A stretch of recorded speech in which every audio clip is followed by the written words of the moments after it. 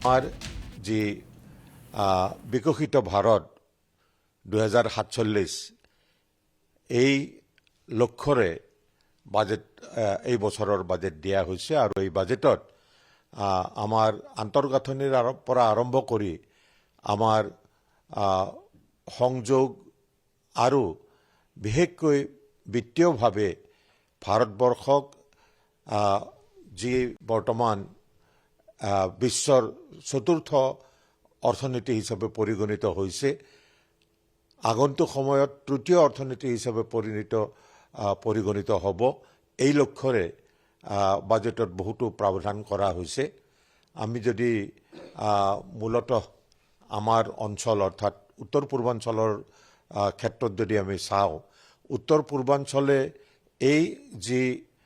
ভাৰতবৰ্ষৰ যি growth engine এই গ্ৰোথ ইঞ্জিনৰ এটা অংগ হিচাপে যাতে